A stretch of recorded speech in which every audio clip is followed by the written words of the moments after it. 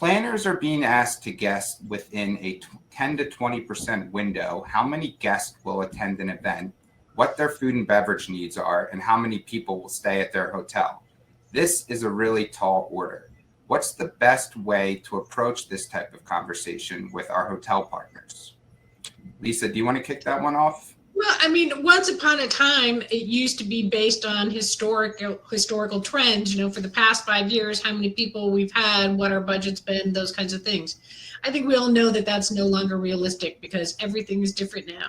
So I think what you need to do is first come armed with information. If you're the planner, you need to survey your membership or your potential attendees and see how they're feeling about coming to events, and then come armed with that and say, based on our research, we think we're going to have X number of people, but we live in uncertain times, and so we'd like to build in review dates when we can adjust that, and not just our room block commitments, but also our food and beverage and our concessions and our function space. And we'll sit down and work together to right size this meeting well in advance rather than at the last minute.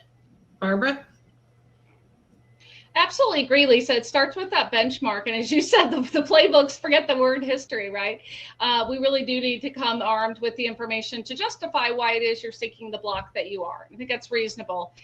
By the same token, more opportunities to review the block, more than we're used to, more than 6 months, more than 3 months, more than 60 days. Frequent check-in, let's just call them check-ins, right? What's going on the group side? What's going on the hotel side? Those frequent check-ins, Lisa, whether they're done in person, on phone, et cetera, those check-ins can also avoid a lot of problems, but it can also right-size room blocks and the rest. We've touched on this, but I want to mention this issue, and it's come up a little bit in the chat. And that is the ability of the group to be able to release rooms early on gives the hotel, of course, the opportunity to resell the rooms. In some cases, depending on the locale and depending on the timing, the hotel might be able to resell rooms at a higher rate. And that's great. And that certainly is something that the group would want them to take advantage of. But that said, it's something to consider in the process, whether you get credit for resold rooms on cancellation or attrition. Again, not necessarily making that the focus point for this particular question, but just really focusing in on that whole check-in concept. No one wants the bad thing to happen. No one wants a cancellation. No one wants the hotel to sustain losses. Obviously, they don't want groups to sustain losses either. That check-in is what's, I would hope, going to get you to a closer point, especially with the speed things that are changing nowadays.